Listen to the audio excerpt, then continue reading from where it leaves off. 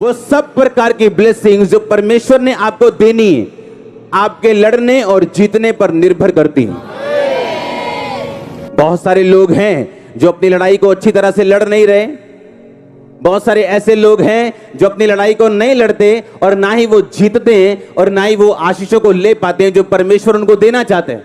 Bible कहती है जब जब दाऊद लड़ा, जब जब वो लड़ा, लोग उसके पास भेंट लेके आने लगे, फाइनेंशियली उसको बरकत मिली, और जब जब वो लड़ा उसका नाम परमेश्वर ने बड़ा किया।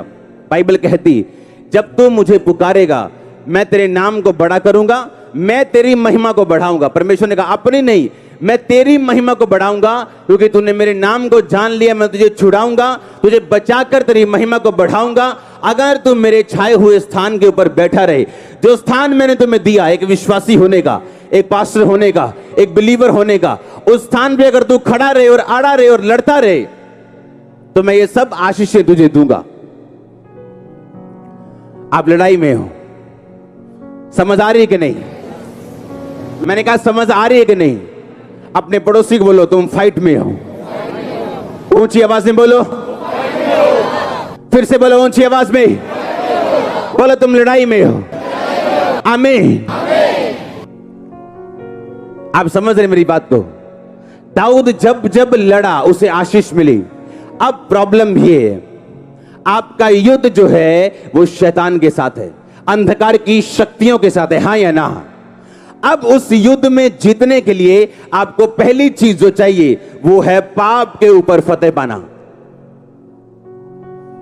क्योंकि आपका युद्ध अब शारीरिक नहीं है जो आप शरीर के ताकत से जीतने वाले हो। आपका युद्ध अब एक आत्मिक युद्ध है जो आप आत्मिक ताकत से जीतने वाले हो। और जब तक पाप की ताकत आप पे भारी रहेगी आप उस युद्ध को नहीं जीत पाओगे। बाइबल कहती है जो मैं करना चाहता हूं वो नहीं कर पा रहा हूं, जो नहीं करना चाहता हूं वो कर रहा हूं। बोलो ये पाप की ताकत है। हां, समझ आ रही है कि नहीं? मैंने कहा समझ आ रही है कि नहीं? ये कौन सी ताकत है? ये पाप की ताकत है। उसने कहा जो मैं करना चाहता हूं वो मैं नहीं कर पा रहा हूं, जो मैं नहीं करना चाहता वही कर रहा हूं। इसका मतलब शैतान जानता है कि अगर उसने आपको युद्ध लड़ने दिया और जीतने दिया उसकी ग्रिप आपसे छूटेगी।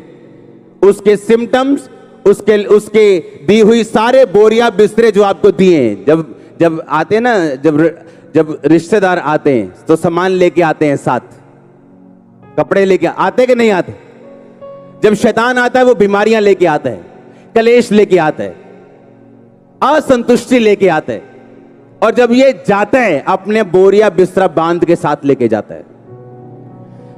लेकिन ये जाता कैसे, ये सोचने वाली बात है। बाइबल कहती है जब जब दाऊद लड़ा या कोई भी परमेश्वर का दास लड़ा पुराने नियम में तो उसको आशीष मिली। अब नए नियम में परमेश्वर कहता अब तुम्हारी लड़ाई जो है वो शरीर के साथ नहीं, किसी मिशन के साथ नहीं, किसी संगठन के साथ नहीं है जो तुम्हारा विरोध करता है। तुम्हारी लड़ाई अब शैतान के साथ है। और जब जब आप शैतान से लड़ेंगे तब तब आप जीतेंगे और तब तक ब्लेसिंग्स आपको फॉलो करेंगी। आपकी लाइफ की कुछ आशीषें ऐसी हैं, अगर आप पाप छोड़ दें सर्टन टाइप की आशीष आपकी लाइफ में बिना प्रेयर के आ जाएगी जब आप अपने शरीर पर फतह पालेंगे। परमेश्वर ने कहा, जब चेलों ने पूछा हम ये दुष्ट आत्मा क्यों नहीं निकाल सके, हम ये हीलिंग क्यों नहीं कर सके, उसने कहा ये हीलिंग वही कर सकते हैं जो प्रार्थना और उपवास में रहते हैं। क्योंकि जब आप प्रेयर में और उपवास में रहेंगे आप अपने शरीर पर काबू कर लेंगे। मैंने लोगों को देखा जो वो नहीं करना चाहते वो करते हैं, जो वो करना चाहते वो कर नहीं पाते। दिल करता है सेवा करने का, कर नहीं पाते, क्योंकि उनके ऊपर सिन की पावर है, पाप की पावर ने उन पे कब्जा की है। और पाप की पावर को तोड़ने के लिए आपको फास्टिंग करनी पड़ती है, आपको प्रेयर करनी पड़ती है, आपको और फास्टिंग और प्रेयर और फास्टिंग और प्रेयर, जब तक आप उस पाप पर कब्जा नहीं कर लेते और उसे हरा नहीं देते, और उसके बाद जीत श्योर है जो परमेश्वर ने आपके लिए रखी हुई है। अगर आमीन ऊंचा ये आशीष आपकी। हालेलुया, जोर से बोलो हालेलुया, जोर से ऊंची आवाज में बोलो हालेलुया। आज सिन पावर आपकी लाइफ से टूटने वाली है और यीशु मसीह के नाम में आप रिलीज होने वाले हो, और यीशु मसीह के नाम में प्रार्थना में आप रिलीज होने वाले हो, फास्टिंग में आप रिलीज होने वाले हो। आमीन। ऊंचा आशीष ऊंची, मैंने कहा आमीन। ऊंचा आशीष ऊंची। हालेलुया। जोर से बोलो हालेलुया। आपको ध्यान से आज का वचन समझना है। अगर आप लड़ेंगे नहीं, आप जीतेंगे नहीं। और अगर आप लड़ना चाहते हो, आपको आपके पाप से और शरीर के कामों से आजाद होना पड़ेगा। आमीन। जब जब आप अपनी बुलाहट के अनुसार लड़ेंगे, वो व्यभिचार हो सकता है जिससे आपकी लड़ाई हो, गंदा देखना हो सकता है जो आपकी कमजोरी हो, टीवी हो सकता है, झूठ बोलना हो सकता है, पैसा हो सकता है, चोरी हो सकता है, गंदगी हो सकता है, गंदे दोस्त हो सकते हैं। ये आपकी रुकावट है लड़ने में। ये आपको इनइफेक्टिव, ये आपको ऐसा हथियार बनाती जो थोथ है, जिसकी धार कमजोर है। और जब धार कमजोर होगी, पेड़ कटने में टाइम लगेगा, जोर ज्यादा लगेगा। जो काम दूसरा बंदा आराम से कर रहा है वो आपको हैवी लगेगा। आप कुछ पापों के ऊपर फतह पा लेंगे, परमेश्वर कुछ ब्लेसिंग्स, चर्च ग्रोथ, ऐसी चीजें जो लोग मांगते मिलती नहीं, आपकी लाइफ में रिलीज करता है उनको। वो फाइनेंशियल ब्लेसिंग हो, वो कोई भी ब्लेसिंग क्यों ना हो, जब जब आप परमेश्वर की ओर बढ़ेंगे और अपने पाप के ऊपर फतह पाएंगे, वो आपकी लाइफ में आने वाली हैं।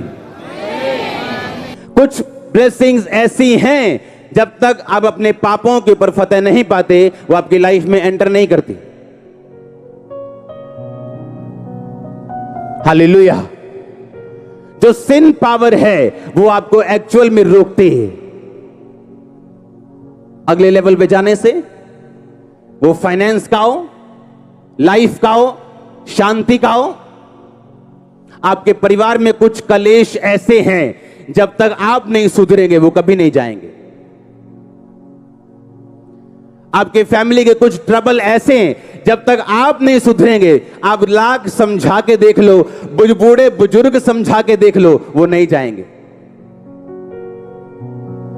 क्योंकि ये साबित करती हैं चीजें कि हम एक लड़ाई में हैं, और ये लड़ाई आत्मिक है। हालेलुया। शैतान खराब करना चाहता है लोगों को, वो मारना चाहता है। बाइबल कहती है वो घात करने आया, नष्ट करने आया, इसलिए उसने बच्चे को पकड़ा, रबीज दी। अब वो पागल हो चुका है, कुत्तों की तरह बोलता है, कुत्तों की तरह करता है, पानी से डरता है। परमेश्वर कहता है मैं आया कि तुम बहुतायत का जीवन पाओ। क्रूसेड अटेंड करते हैं, दुष्ट आत्मा जाती, घर जाता है बिल्कुल हील। एक दिन चेक करते हैं, 2 दिन चेक करते हैं, क्रूसेड पे गवाही देते हैं। आज 6 महीने बाद फिर गवाही देने आए।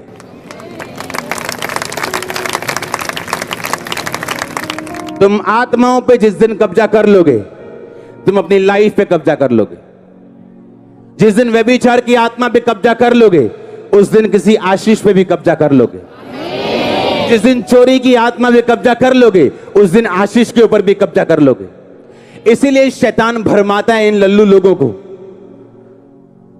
हां, जब मुझे मालूम पड़ता है ये फलाना व्यभिचार में, ये वाला वर्कर व्यभिचार में, मुझे हंसी आती।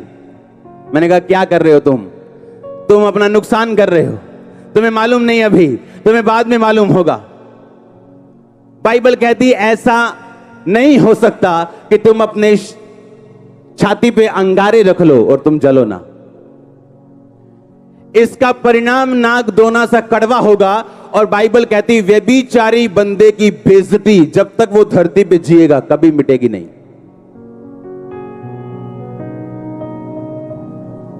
कभी नेवर।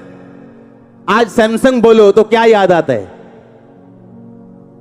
व्यभिचार, दलीला आती है कि नहीं? उसके सारे अच्छे काम भूल गए, दलीला याद है।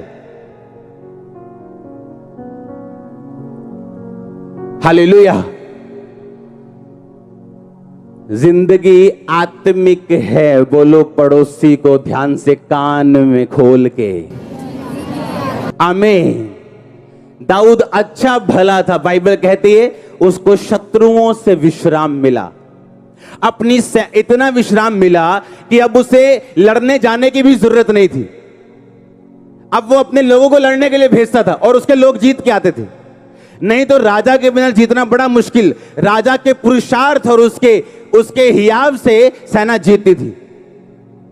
अब दाऊद उस लेवल पे आ गया था कि उसे खुद जाने की जरूरत नहीं, सेना भेजता था और सेना जीत के आती थी। अपना सेनापति योआब भेजता था और वो जीत के आता था।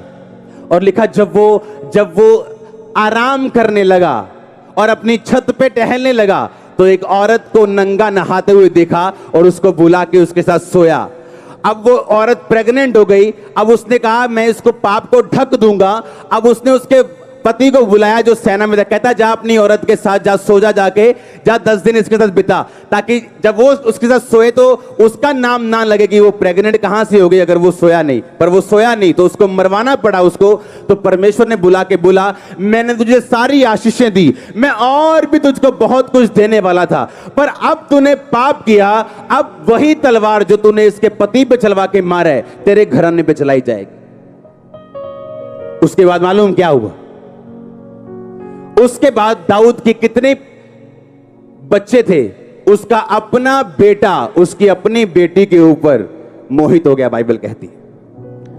उसके साथ रेप किया और उसके बाद उससे नफरत करने लगा और उसके अपने भाई ने फिर अपने भाई को मारा अपनी बहन का रेप करने के कारण। अब आप सोचो क्या प्रेयर बचा सकी उसे कि प्रभु मेरे घर में कोई अभी गुनाह ना हो, कोई परमेश्वर कलेश ना पड़े। आप कलेश नहीं रोक सकते अगर आप खुद पाप में हो तो, क्योंकि वो आत्माएं आपके घर को इफेक्ट करेंगी, आपके फाइनेंस को इफेक्ट करेंगी, आपके शरीर को इफेक्ट करेंगी। पास्टर्स लोगों को मैं बताना चाहता हूं जो ऑनलाइन है, लोगों की कंडीशन देख के कभी मत फैसला करो, कभी नहीं, कभी भी नहीं, नेवर।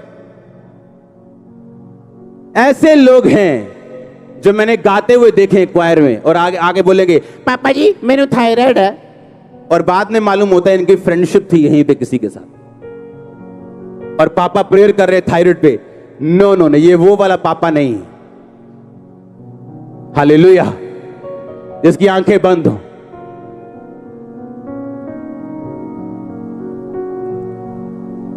लोगों को लगता है ए पापा को गुस्सा क्यों आता है इन लोगों के ऊपर? उनकी प्रॉब्लम कैरेक्टर है जो मेरे साथ क्लैश होता है फिर। आमीन। प्रॉब्लम काम नहीं है, कैरेक्टर है। जब एक बुरे कैरेक्टर वाला बंदा आपके आसपास काम करेगा आपकी स्पिरिट बेचैन होगी, आपको मालूम है कुछ रॉन्ग हो रहा है, जो मैं चाहता हूं वो हो नहीं रहा। क्योंकि कमिटेड लोग चाहिए मिनिस्ट्री में, सेवा में, प्रभु के कामों के लिए, निर्दोषता में जिन्होंने हाथ धोए हो, जिनके काम निर्दोष और हृदय शुद्ध हो, लेकिन वही परमेश्वर को देख पाएगा। आमीन। और अब बाइबल कहती है जिस भाई ने अपने भाई को मारा फिर वो अपने बाप के खिलाफ खड़ा हो गया। ओ उधर चर्च के गेट साइड पे खड़ा हो गया कहीं और सबको बोलने लगा यार पापा तो मिलते ही नहीं किसी को, मैं तो केस करूंगा सॉल्व। और लिखा अबशालोम ने ऐसा बोल बोल के सबको अपनी ओर कर लिया। दाऊद को वहां से भागना पड़ा। कारण विरोध नहीं था, कारण यह था दाऊद ये बात जानता था, इसलिए उसने परमेश्वर के सामने कंप्लेंट भी नहीं की मेरे साथ ऐसा क्यों हो रहा है, क्योंकि उसको पहले से बताया गया था तेरे इस पाप के कारण तुझे ये भोगना पड़ेगा। तो माफ तो हो चुका है, लेकिन माफी का मतलब यह नहीं है कि तू 100वीं पौड़ी से गिरे, माफी मांगे, माफ कर दिया जाएगा, लेकिन 100वीं पौड़ी पे दोबारा तुम्हें रखा नहीं जाएगा, तुझे फिर 1 2 3 से शुरू करना पड़ेगा। और जब तक उसके पाप का कोर्स, उसकी सजा का पूरा नहीं हुआ, वो वापस यरूशलेम को नहीं आया। नंगे पांव पहाड़ों पे जाता रहा, नंगे पांव उसी तरह जैसे बचपन जवानी में नंगे पांव घूमता था, वैसे ही कर दिया गया शैतान के चक्कर में फंस के। क्योंकि जब आप शैतान की बात सुनेंगे, वो कहीं ना कहीं से आपको फल देने के लिए आएगा। वो आपकी फैमिली में हो, आपके शरीर में हो, आपके बच्चों में हो। अब ये आपने डिसाइड करना है कि मैंने पाप के ऊपर फतह पानी है कि नहीं पानी। ऐसे मूर्ख लोग भी हैं जो व्यभिचार में यहां बैठे हैं और आशीष मांग रहे हैं परमेश्वर से। आप इमेजिन करो, और आशीष मांग रहे हैं मेरे रास्ते खुल जाएं, मेरा फाइनेंस खुल जाए। आप किसी बाबा के पास नहीं आए हो, आपको किसी बाबा के पास जाना चाहिए। अगर यीशु मसीह के पास आए हो तो आपको सुधरना पड़ेगा, और सुधारेगा मेरा परमेश्वर।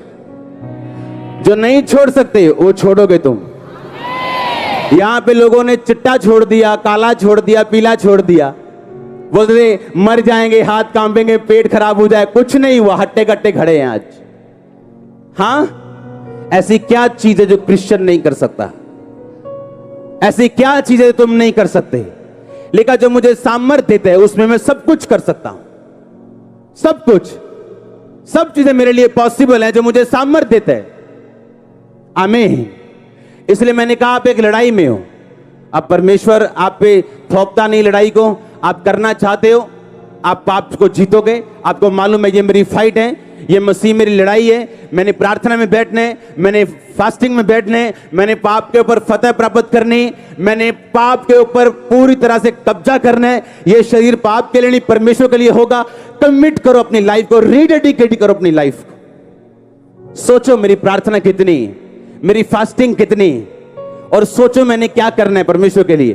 कितनी देर परमेश्वर के सामने जाना है, रोज, एवरी डे। हालेलुया। आप देखेंगे फतह पाते हुए अपने आप को। आपके बच्चे आपको गुड न्यूज देंगे। आमीन। ऊंचा मसा आपका, इतना आपका समर्पण उतनी आपकी आग, जितनी लकड़ी उतनी आग, जितना आपका समर्पण उतनी फायर आपकी लाइफ। जितनी फायर होगी उतना शैतान दूर रहेगा। अगर फायर 2 फुट की है तो शैतान थोड़ा सा ही दूर है, जैसे ही फायर खत्म शैतान एंटर। अगर फायर 6 फुट की है तो वो 8 फुट दूर खड़ा होगा और कोशिश करेगा आपकी फायर को बुझाने की। पर अगर आपकी फायर परमाणु बम वाली है और किलोमीटर के हिसाब से लंबी है, यीशु मसीह के नाम में receive fire in the name of Jesus. Catch fire, Holi ghost, Holi ghost, Holi ghost, Holi ghost, Holi ghost, Holi ghost, Holi ghost, receive fire, catch fire in the name of Jesus. Mabaraba sambe kande na kusa makande na bruma satia na makusa makande na lakura bashate, lakura bashate, lakuna masatia na masuke nekeni। यीशु मसीह के नाम में आमीन। ऊंचा ये आशीष आपकी। Hallelujah. Holi spirit ने कहा एक दूसरे की मदद करना। अगर इस भाई को लगता है कि मैं इस भाई को व्यभिचार से बचा सकता हूं तो ये जरूर बचाए। ये होली स्पिरिट ने कहा बताने के लिए अब भी जरूर बचाए। और आज आप जानते हैं दाऊद क्यों मरा? उसने क्या किया मालूम? उसने अपने पाप को ढकने की कोशिश की। कैसे? पहले उसने उसके पति को भेजा कि तू चला जा 10 दिन। वो नहीं गया। उसने क्या किया? मरवाया। और अपने पाप को क्या किया? ढका। और यीशु मसीह के अलावा कोई पाप ढक नहीं सकता। जब ये कैमरामैन दूसरे कैमरामैन का पाप ढकेगा तो ये दोषी, क्योंकि ये यीशु मसीह की जगह ले रहा है, क्योंकि ये पाप ढक नहीं सकता। अगर ये बहन इसका पाप ढकेगी तो यीशु मसीह की जगह ले रही, ये भी उतनी ही दोषी होगी जितनी ये दोषी। अगर आप अपनी बहन को पाप से बचा सकते हो और आपने नहीं बचाया, आप उतने ही दोषी हैं जितनी आपकी बहन दोषी। अगर आपको मालूम है कि व्यभिचार की आत्मा अटैक कर रही, आप उस काम को, उस गली में उस शख्स के सामने जाना छोड़ दो। दो चित्ते दो मने ना रहो, एक मन बनाओ और उसे फॉलो करो। पर आज सब यीशु मसीह बनना चाहते हैं। और कोई नहीं भाजी जाओ तुम, मैं देखदा ताड़ी रक्षा करूंगा पिछों, तुम जाओ कमरे च, कोई नहीं संभाल लांगे। यीशु मसीह ने कहा तुम मैं बनने की कोशिश कर रहे हो। पाप मैं ढकता हूं, तुम नहीं। तुम अंगीकार करते हो, ढकते नहीं हो। पर आज एक भाई दूसरे भाई को बचाने की बजाय बिगाड़ रहा है, और उस कैन की तरह है वो जिसने मार दिया था अपने भाई को। कैन मत बनो। हाबिल, यूसुफ, दाऊद इसीलिए अपने भाइयों के सामने बुरे थे क्योंकि अपने भाइयों के सब पाप अपने पिता को बताते थे। और प्रभु ने उसी भाई को चुना, उसी यूसुफ को चुना और उसी दाऊद को चुना, बाकियों को नहीं। अगर सिन पावर टूटी, रिवॉर्ड्स आपके पास आएंगे।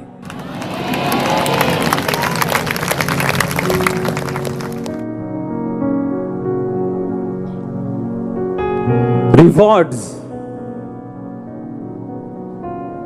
आपको तेज भागना है, अगर उड़ना है, अगर मसीह में, जो आशीष लोग सालों लगाते हैं, अगर वो महीनों थोड़े दिनों में लेनी है, आपको एक काम करना है। आपको इनफॉलेबल, आपको निर्दोष, आपको अचूक होना है अपनी लाइफ में। अचूक बोलो, अचूक। और ये पॉसिबल है। आमीन। जब हम मसीह में नहीं थे ना, तो सुनते थे कि फलाने भाई ने परमेश्वर को पाने के लिए घर बार छोड़ दिया, अन्न त्याग दिया, पहाड़ों में चला गया, फलानी जगह चला गया, टेढ़ा होके भक्ति कर रहा है। और शर्म आनी चाहिए क्रिश्चियन लोगों को, शर्म से डूबना चाहिए। जीवित परमेश्वर के बारे में पता चलने के बावजूद वो कमिटमेंट अभी तक नहीं। शर्म आनी चाहिए। और ऐसे लोग जिनको परमेश्वर के बारे में पता नहीं, उनकी लाइफ ऐसी है कि कहने की बात नहीं। और क्रिश्चियन लोगों को मालूम है ये सामने कैंसर, एड्स, ये रेबीज जैसे रोग जा रहे हैं सामने मेरे, ये परमेश्वर काम कर रहा है। अभी भी सोच रहे बपतिस्मा ले ले होने, तुम स्वर्ग नहीं जाओगे, कौन सा वहां पे तुम्हारी कोई स्वागत नहीं होना है। हाँ, कि भाई साहब आ रहे हैं जी, बस इसको, अरे भाई बपतिस्मा लोगे तुम बचाए जाओ। कोई वहां दूत नहीं बचाया जाएगा, तुम बचाए जाओ। परमेश्वर का कोई फायदा नुकसान नहीं है, वो अपना काम करके बैठे है स्वर्ग में, लिखा सब कुछ पूरा हुआ। अब जो बिलीव करेगा मनुष्य के पुत्र के ऊपर, यीशु मसीह के ऊपर, वो बचाया जाएगा। जो विश्वास ना करेगा वो दंड का भागी होगा। हालेलुया। आप जानते हैं आपका चर्च में आने का प्राइम पर्पस क्या है? सबसे बड़ा पर्पस सोल सेविंग। आपका सबसे बड़ा काम है दुनिया में, सोल्स बचाना, रूहें बचाना। कितने रूहों को प्रचार किया है इस महीने आपने? अच्छा ये बताओ, कितने लोग चर्च में आए हैं आपके द्वारा इस महीने?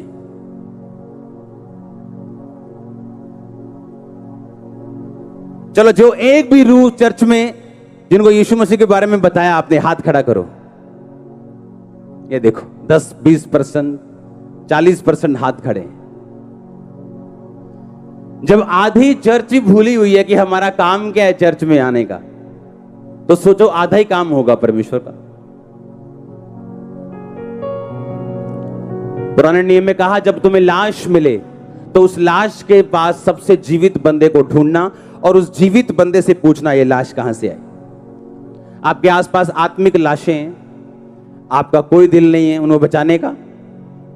आप उनके पास सुसमाचार लेके नहीं गए हो? आपने उन्हें यीशु मसीह के बारे में नहीं बताया?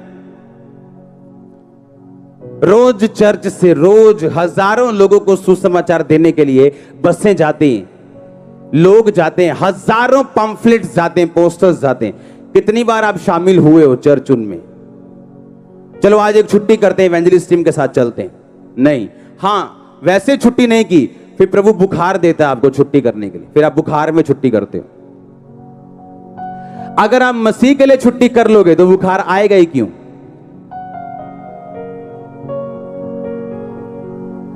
अगर आप सेवा में इतने बिजी हो, परमेश्वर आपको पंगा देगा ही क्यों? उसको मालूम है इतना बिजी है, इसको और पंगा दूंगा कोई फायदा नहीं, पंगा दूर रखो। तुम्हारे पंगे ही पंगे हैं क्योंकि तुम परमेश्वर से दूर हो। हालेलुया। अपने भाई को बचाओ, अपनी बहन को बचाओ, हेल्प करो एक दूसरे की बाहर आने के लिए पाप से। हालेलुया।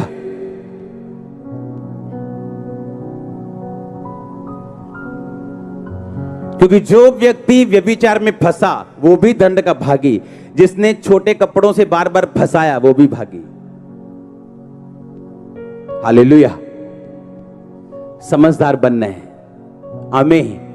बोलो अपने पड़ोसी को, समझदार बन, शरीर को जीत, पाप को जीत।